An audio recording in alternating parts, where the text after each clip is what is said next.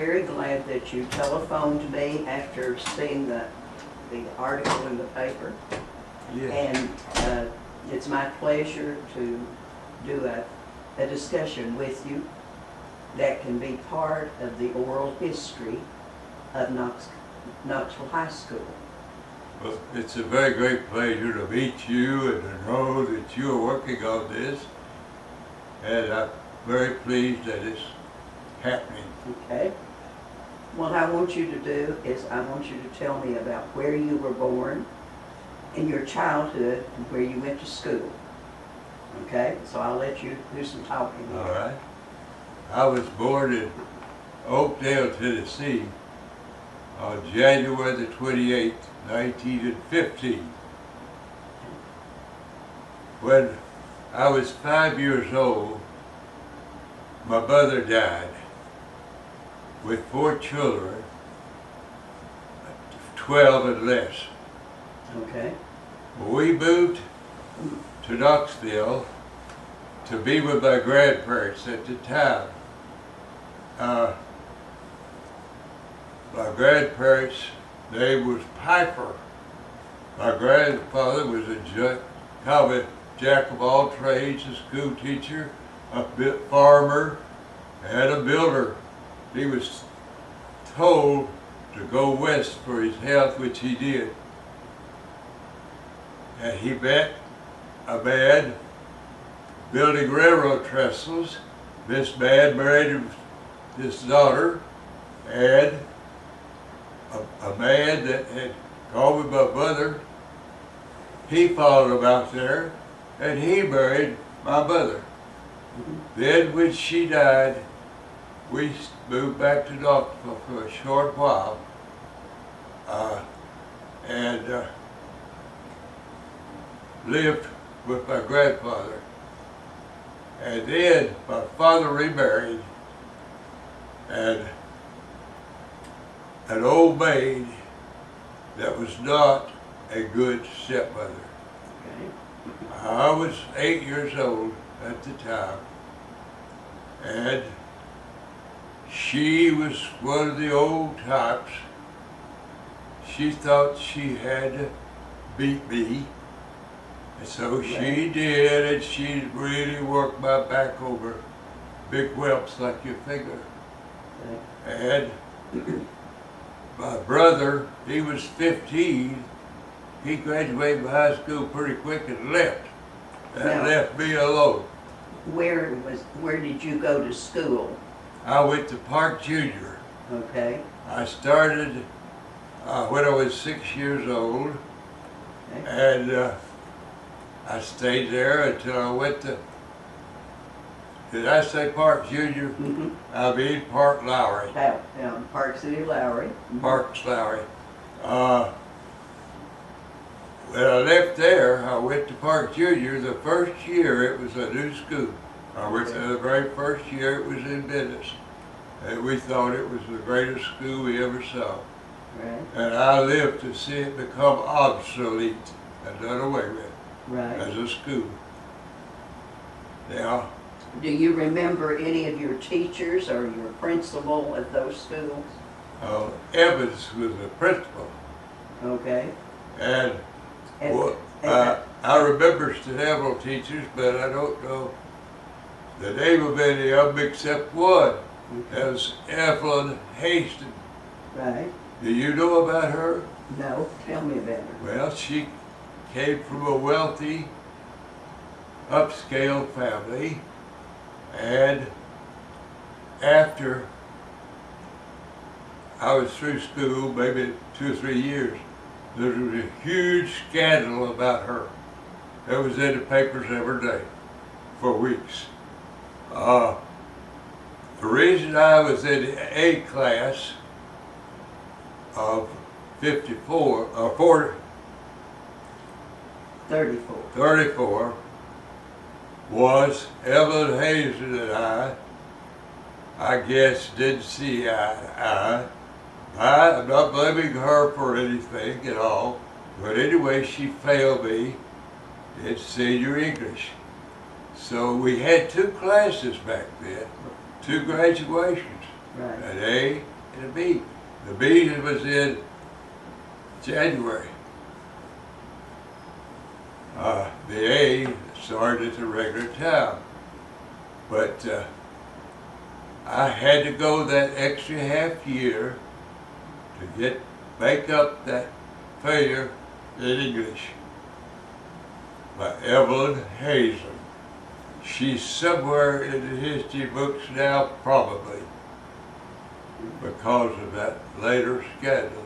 Well, would you mind telling me what the scandal was? Well, they had a fine hole out in East Knoxville, the outer parts, and it's still there today as a memorial. It is run probably by the county or the state. The home is still there. They have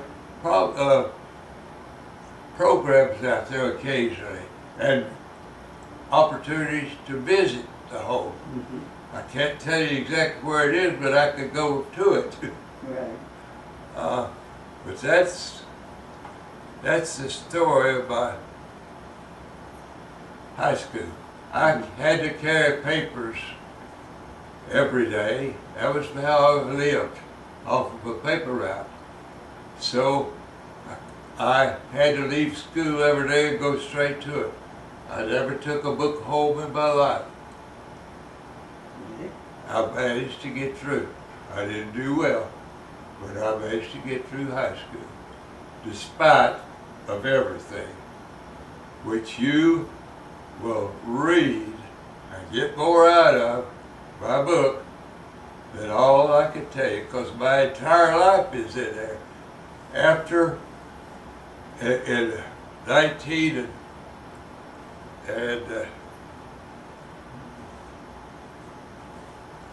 well, at any rate, I became a street kid. I got a bicycle. I made a couple bucks a week, and I would go where I wanted, when I wanted to. Okay. By 13, I was drinking moonshine whiskey. We had prohibition back then. Right. And I run around with the wrong crowd on the wrong side of the tracks. I worked as an iceman, delivering ice in the houses. You may have never seen that. Oh yes, I've seen that. Well, and then I worked in little cigar stores that made cokes and stuff and delivered in the neighborhood from the old General Building on Market Street. Yeah. And I would deliver this stuff to the neighborhood. And there I met the girl of my dreams. Okay. And she was a product of the Depression just like me. She had started university. Her father went broke.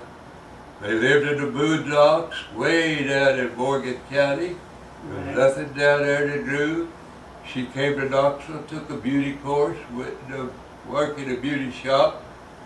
I delivered some cokes over there for different folks one morning. And the girl that was sitting there, she looked up, most beautiful brown eyes I ever saw in my life. Well, that story is all in my book, and the story of my life. After I met her, I thought she was way too good for me. I didn't earn enough money to amount to anything, to earn a living or anything like that, like $11 a week. And a year later, I was working for the Blue Circle, Homer Longmire. I had known Homer when I was working at the other place. I worked for him a little bit before I went there. And so I went to work for him, and a boy came in one day that I grew up with. He worked for the National Life and Accident Insurance Company across the road in the General Building. I asked him, and he told me this. He was married and had 2 children. I thought to myself, if he can maintain a family working over there, I can too. I got a job over there. Okay. It was extremely difficult at first. Low pay, everybody, no one had anybody. Right. A few on WPA and so on made money, a little bit. But I worked hard. I was timid, but I was determined. And to make a long story short, I spent 37 years with that company. I retired for health reasons when I was 59 years old. Okay. I married that girl 3 years after I met her. We got a little apartment. We had money problems. How much do you want me to tell you? Go ahead, you're doing fine. We had money problems, but we had determination. She's not only beautiful, wonderful. We love the same things, and we work together beautifully. 6 months we were in an apartment that was $35 a month, and that got to be too much. And I had a sister that had bought a home on in Park City, and the man had built them. He was a prominent Knoxvillian. He had built them to sell. And they're nice little homes on Highland Drive here in Fountain City. And so we got in touch with him. And I had an appointment with him. And he said this particular house, a 5-room, 2-bedroom, nice ones, beautiful hardwood floors. It was just 2 years old. The people that bought it originally divorced and couldn't keep it. He had a $5,000 FHA loan on it. Not a $5,000, a $3,000. $3,000 loan on it. That I could take over. But he asked $3,600 for it. He said I could pay $600 down and take over that loan. Well, I didn't have $600 and nothing like it. My wife either. So I told him that I don't have $600, and he was such a nice man. He came over and said, "You give me $100 and I'll take a second mortgage for the other $500. I said, "I don't have $100. And I talked with my wife. She dug up $80. I didn't know she had. She'd stick it back. And I came up with 20. So we bought the house for $100 down. And I'm trying to think of the man's name. He's a very prominent man that everyone knew. And about that time or later, his son was mayor of Knoxville. Okay. So, you want me to go on? Go right on. You're doing great. Well, we lived in that house 10 years, and in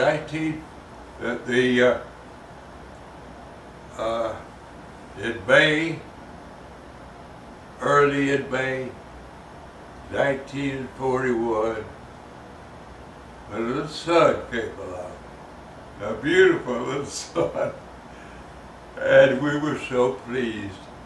He was born at Fort Sanders Hospital, and back then you had to stay 10 days. That's right. That was a minimum. But it just cost $100 for everything. Right. Everything. $100. 10 days. Well, we did that. And our doctor, they charged $50, and our doctor paid $50. That was the way it was, really. And so the whole thing cost $100, which we dug up and managed to pay. And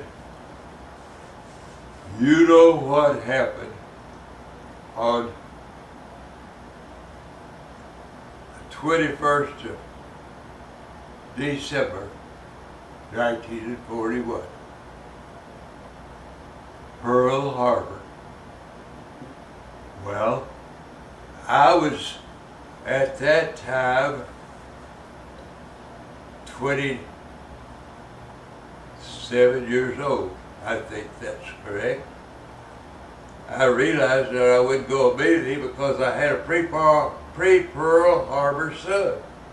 At that time, they weren't drafting people with pre-Pearl Harbor children, and I had this son. So, but I felt that sometimes it would catch up with me. And it did in 1943, when they were getting ready for the invasion of Europe. Mm-hmm. And I went to England temporarily. I got a pass and spent 2 days in London, and then we loaded boats to cross the English Channel. Which army were you with? I was the 3rd U.S. Army, the 95th Division, under General George Patton. That's what I thought, yeah. We crossed and landed just like the first boys, only there was no one there to shoot at us. We jumped off in that cold water and walked up that same trail the originals walked up when they was getting shot to pieces. We weren't just shot, but we had all of our equipment, everything we owned, rifle, duffel bag, Right. a belt that held everything, a big web belt. And I could hardly get up there that way, let alone other problems. But anyway, we got to the top, and Patton had crossed France just like that. Yeah. When he got over near Metz, France, he ran completely out of supplies. Oh. Couldn't move. And he remained that way for some time. That's when we arrived there. We came on the train that they had already had started running. And so we just sat in the mud. That's all we could do. And this is where Eisenhower made a huge mistake that cost months of the war and perhaps thousands of casualties. He finally got some supplies. Patton wanted him to take off for Berlin. Of course, our president got in trouble too with the British by giving Russia the option of going into Berlin before we did. That was a huge mistake. And when we finally got a little supplies, and our job was to take the city of Metz, France. Did you ever hear of the city of Metz, France? No. It was the biggest, longest, most difficult, costliest battle Okay. in the whole European campaign. Okay. But the leaders didn't want the publicity out how it came, why it was that way. Why it was that way, we didn't, the river was up a 50-year flood. They said to cross that in little wooden flatboats. Half the time, all our gear, half the time the boys would turn over and all around. I'm telling you things I've never told anyone Yeah. except in that book. A few years ago, was asked by, well, I'm getting way ahead of myself, but anyway, on the 28th of November 1944. That there was 3 divisions involved, but the 95th, my division, got all the credit for the liberation of Metz. That may have been unfair. I just don't know, because I was just one single person in one single spot. And our job, Metz was the most heavily fortified city in the world. It started in 1870 when everybody was fighting over there. They built these big forts, and there was hundreds of them. And then the Maginot Line and the Siegfried Line was right with it. Right. They were heavily fortified. So we had to fight through that to get to Metz, and that was slow going. They had some of these forts that would hold 10,000 men, and others just 2 men. When they would vacate and back up, I would sleep in those 2-man forts. I did, because that's the best place in the world to sleep. It was cold and wet all the time. Yeah. Cold, cold. And then we took Metz, and the Germans went back into Germany. Well, we sailed right through Metz when we got the opportunity. We didn't hang around. We went right on into Saarland, Germany, where we fought face to face with the Germans that were protecting that place. And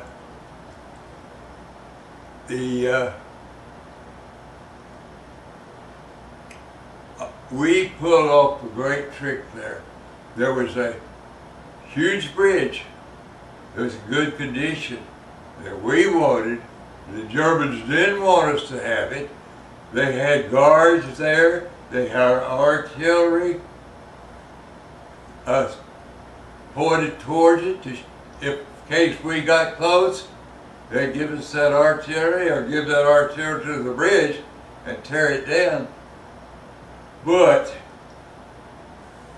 we had a group of men. I wasn't involved in this particular thing.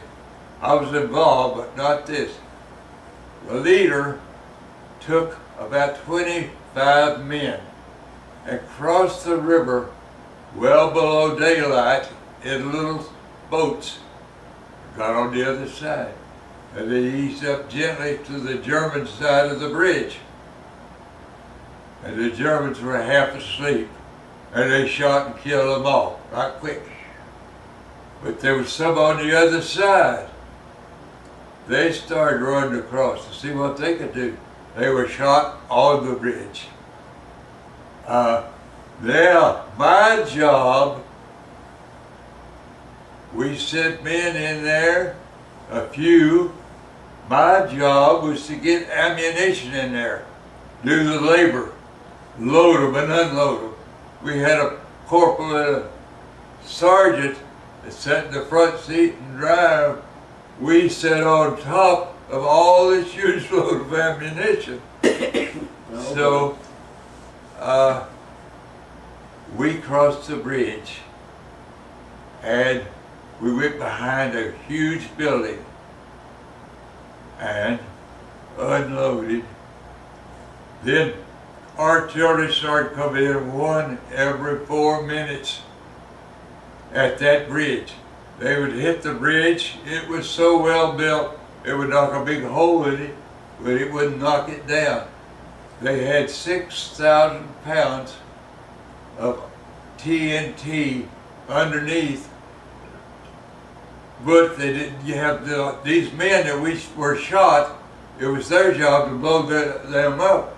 They were killed before they had an opportunity, so they didn't go off. And then our engineers, we had a group of engineers generally with us. We had them. They took little boats and went in there and climbed up under that bridge and cut all the wires.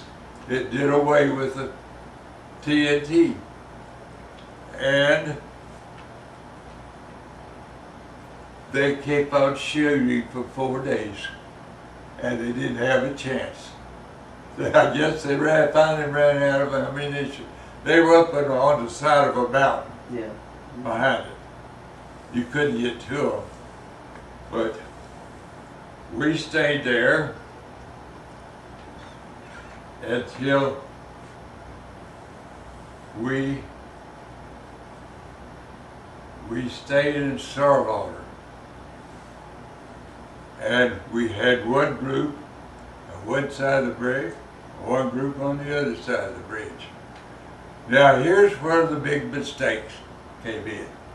The Battle of the Bulge. I'm giving you a history of World War II in Europe. Right. A complete one. You never read the complete one. No. There was one historian that was there, did write it. He died. I put the story in my book, and put it as a quote because I wasn't there. But my son said, "You cannot do that." He's highly educated. You got to. He took that out, that quote business.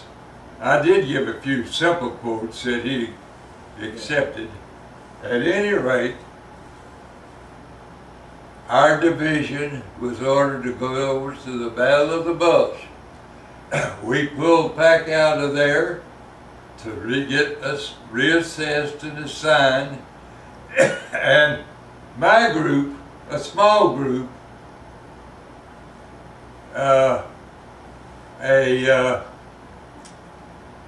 group that comes ahead that has maybe 500 men. That group was just half of the men that were supposed to be there. They didn't have any replacements.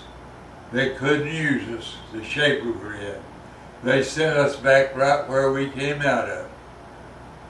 And the rest of them went to the Battle of the Bulge. Now, that's the only place, only spot that wasn't well protected by the United States across Germany. Right. And the Germans must have found it out. Some of the under leaders tried to get Eisenhower to put some men back there. No, they're not going to bother this place. And so it happened. The Germans came in the snow and killed many, many men. And they got replacements, but they were kids just out of high school with very little or no training. They put them in the worst places and they got killed. They put them driving tanks. When, as the story goes, by this historian that was there, that one of them was put in to drive a tank that never even driven an automobile. That's the story. I have no proof of that. But the Germans, heavy snow, they put white over them, and they came in. And you know the history of the Battle of the Bulge. It was put out big. We did win it, but it paid an awful price for it. So how far did you go into Germany? Into Germany, Mm-hmm. I went through and over the big industrial section. Right, the Ruhr. They wouldn't give up. After, so a small group, there's roughly 25,000 German soldiers in there at the time, and they had that cut off. That's where they made all the munitions and airplanes and everything. It's a huge area of, and they wouldn't give up. So I was with a group sent in there to make them give up.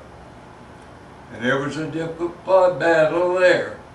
But we But it worked out, and got them finally surrendered after killing a bunch of them. And then I went from there on further into Germany. We had already crossed the Rhine River, and you could see the end of the war. And right about that time, the Germans started releasing prisoners and misplaced persons. And we were bivouacked in a little town, kind of rural, and there's a big highway right there. And those men came marching up that highway, crippled, helping each other walk, starving to death. We could do nothing for them whatsoever. We didn't have anything. So we had to help see them along till they got back to a point where the United States was prepared for them. They got food and lodging, but I wasn't involved in that. I stayed there, and we went on in Germany. And Where were you when the war ended? Where were you when the war ended? well, let me explain it. 2 weeks before the ending, or maybe 6, Roosevelt died. But just before the war ended. But where we were, we had done our job, and the war was so near over, we didn't know all this plans yet. But they sent us back to East Germany. West Germany. West, Yeah. not only West Germany, but West France. And we were through with the war.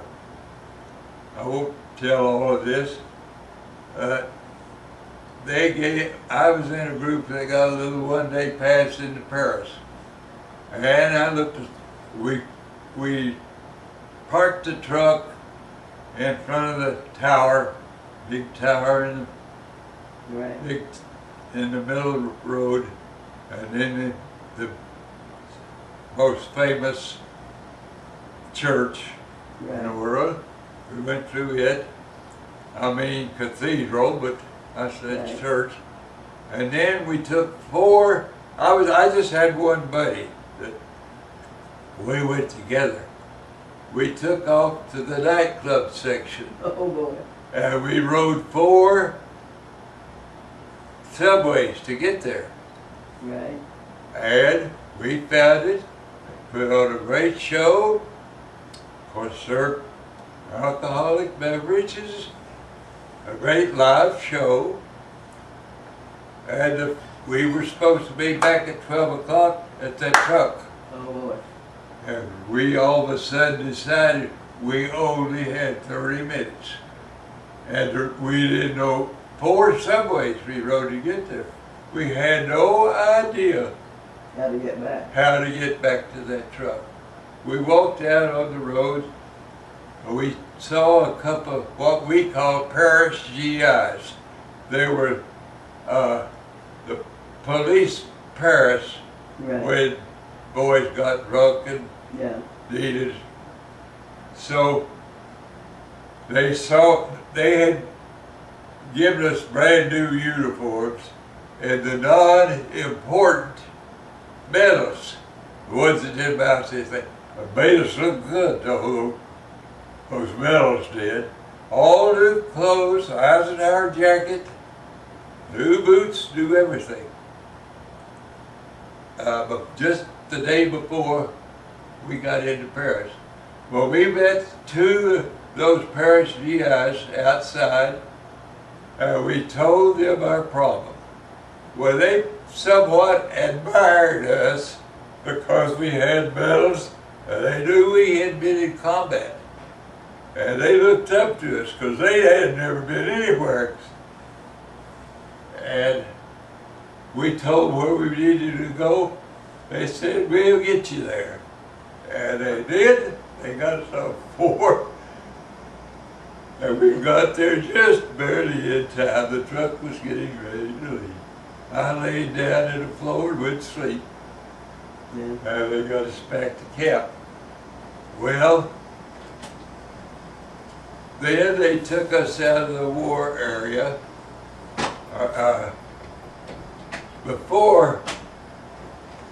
During that trip, I had 10 cartons of cigarettes in a little satchel, a bar of soap, and a $5 bill. And I went, and the Paris new men that worked in that knew exactly what I had. I finally selected one. We went down to the basement of a hotel, and I sold the 10 cartons of cigarettes, which at that time were free to us, for 200 francs, which I know 2,000 francs, which the next day they exchanged our invasion money that they gave us to start with for U.S. money. I got $200 for those cigarettes and $5 for a bar of soap and $20 for a $5 bill my brother had sent me in an envelope. We weren't permitted to have any U.S. money, Yeah. but I just put that in my wallet and kept it. No one ever knew the difference. So I sold it. That was Paris. France was in a terrible condition, and soon we were told our mission.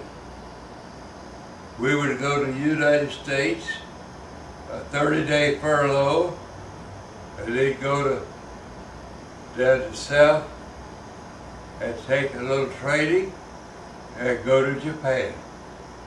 That made us very unhappy. We went over on 2 boats, most of us on 1 boat, leaving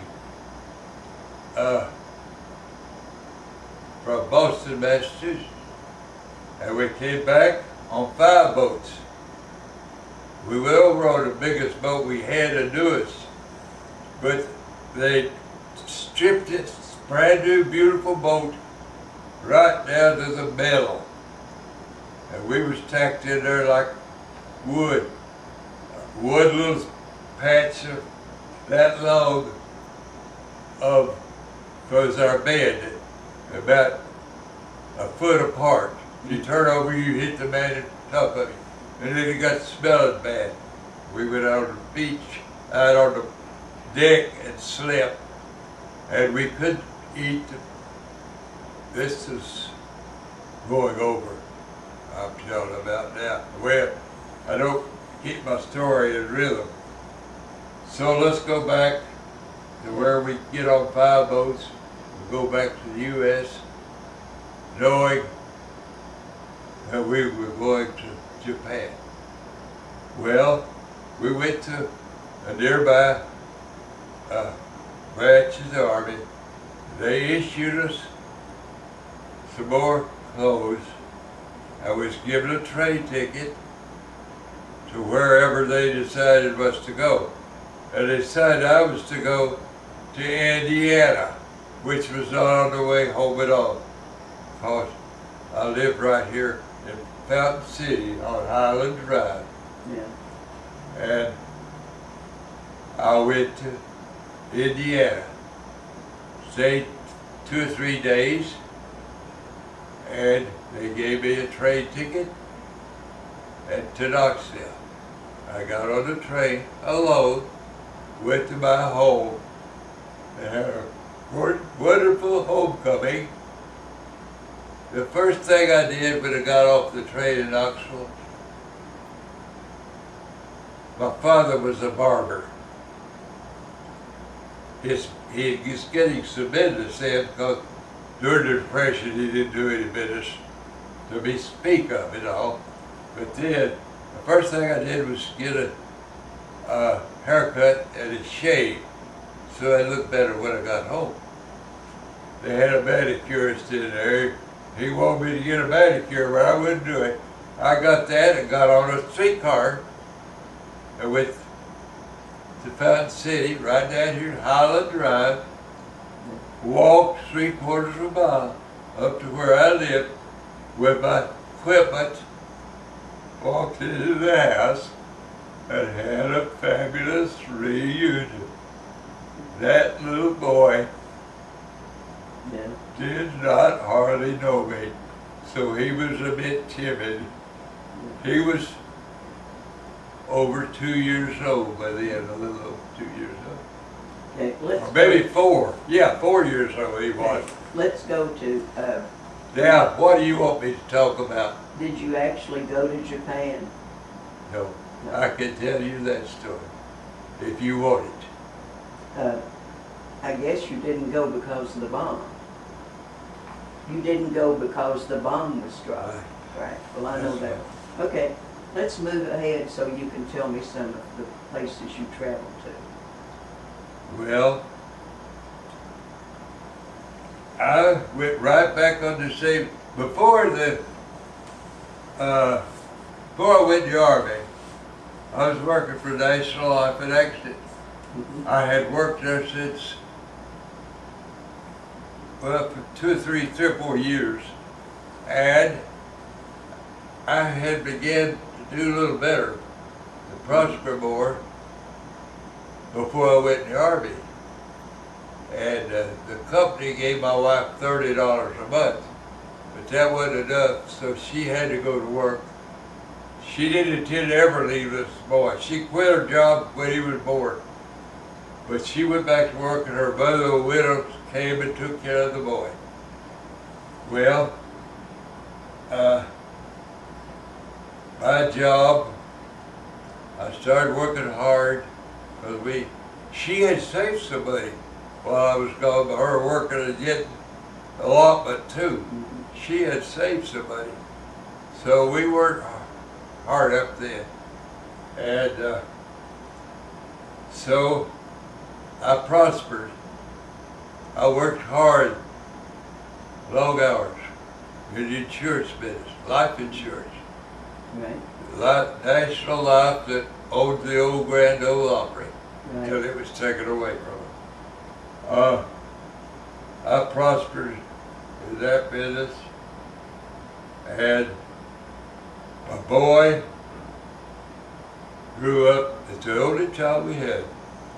He grew up to be very, very intelligent. He was the first and probably the only National Merit Scholar at Central High School, right down here. Right. Now, I don't know whether you're familiar with that or not. Mm-hmm. You take examinations against children all over the United States, the Right. top of the class. That's right. Okay, he won a National Merit Scholarship. He was the first one at Central. He worked on my book. He didn't write any of it, or it was strictly alone. He did not like publicity. He did not want to go in that book as the only person winning a scholarship. There was 5 others that came in second. They didn't get a scholarship, but by coming in second, it put them in line for a good scholarship because they come in second. They were in good shape. And I wrote it just like it was. He told me not to do it.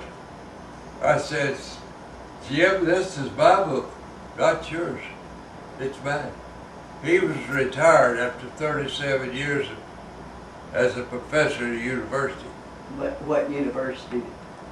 Well, the one that beat us in baseball died, North Carolina State. That's where he started. Eventually, he wanted to be in the mountains. So he got transferred to Western Carolina, which is It is. It's the Smoky Mountains at Cullowhee, North Carolina. Did you ever hear of it? Mm-mm.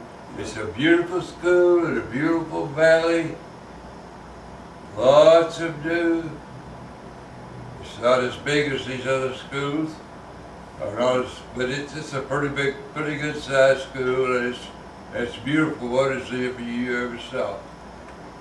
Well, he met another teacher there, and he got married. They lived in an apartment for a little while, and they bought a house in Cullowhee. She was teaching professional writing and poetry and that stuff. She quit and went on her own. She'd give seminars all over the country, and her weekly stuff was published all over the country in magazines like the North Carolina. I've got some over there. I'll show you if you have time of her books. But anyway, she was awarded the highest honor that the state of North Carolina gives to anyone for her contribution to literature. Okay.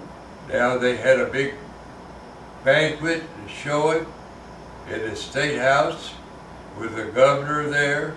Mm-hmm. And it was a big deal. She's very modest, just as modest as an old shoe. She was drawn to North Carolina from northwest Georgia on a farm. And she had a grandmother that died in North Carolina long before she did. But she was just drawn there from the farm. And she didn't teach long and all. She quit teaching and started giving seminars for big fees in different parts of the country. And then, a few years after she got that one award, she became Poet Laureate for the state of North Carolina. She had been Poet Laureate for the university, but she had quit that too when she left there. So that was quite an honor. And her term lasted 4 years. And she was her job, this was a no-pay job. But she worked hard at it. Her job was to promote all this stuff I'm talking about in North Carolina. And she did the job. She worked hard. No pay for it. It was a purely. So did they have children? I did. After I got home, they sent us on down after the first bomb. We were still going. But when the second bomb fell, they kept us down there in Mississippi, and with nothing to do whatsoever. We sit and play cards on the dirtiest blankets with no sheets you've ever seen. Finally, they got our discharges ready. We had to have physical examinations and all of that. And that was the happiest day of my life when I got that piece of paper in my hand. They wanted us to stay in the reserves. There wasn't no way they couldn't pay me enough money to stay in the reserves. The people that are overseas right now fighting and dying are reserve units. They have to do, just like in the Army, they have to do what they're told. Well, when did you start your traveling? They can't drown people and take them like they did when they did us. When did you start traveling? Okay, I retired when I was 59 years old. I had a health problem. I had difficulty. This is a long, long story too. Well, It didn't bother me when I was a young man working, but I got to the point where I couldn't stay out all day. I'd lose my breath and have pain. I couldn't breathe, and I'd go home and go to bed. That's the reason I retired from the National Line. And shortly after I was retired,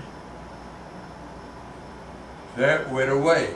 I had some doctors, but they determined it was the stress I was under all those years selling insurance. And I got good.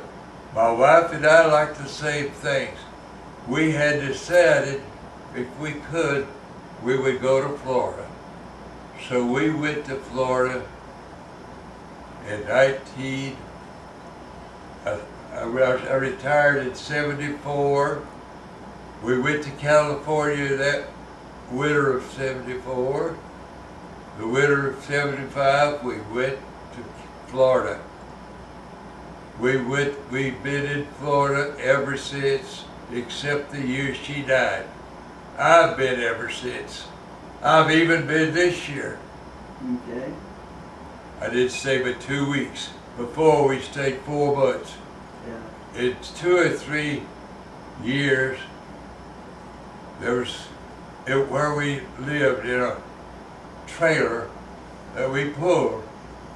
I bought wood. It was small, and then I bought another nice one, real nice one. And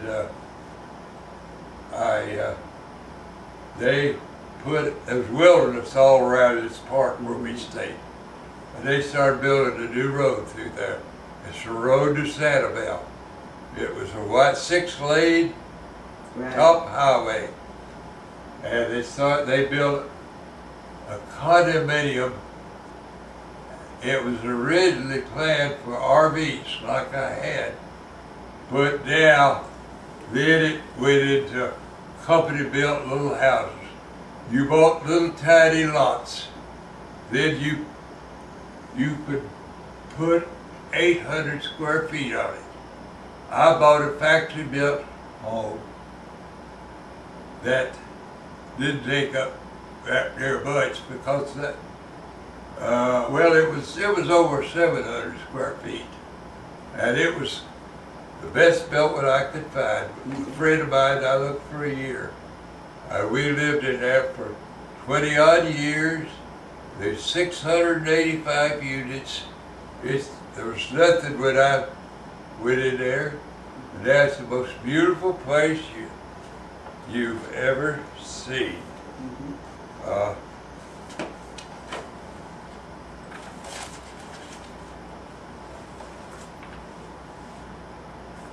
not it. That's not it. I'm in the wrong place. Right here's where I need to be. Right there is where I still own a home. And that's the most beautiful. You can look at in the front of it, not that. That's everybody's pictures. Now start turning pages. They have every type of activity in the world. Everything you want. Beautiful grounds. It's just a gorgeous place. You'll see some pictures in there. Every type of activity. I played bridge, duplicate bridge. My wife, we had played all our life, but we never played duplicate. We played duplicate down there. And she did things down there.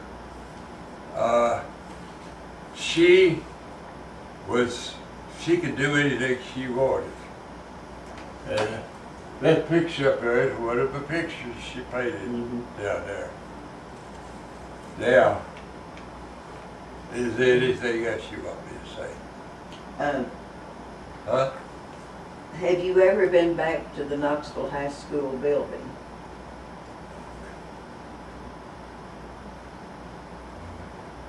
I've been by many times.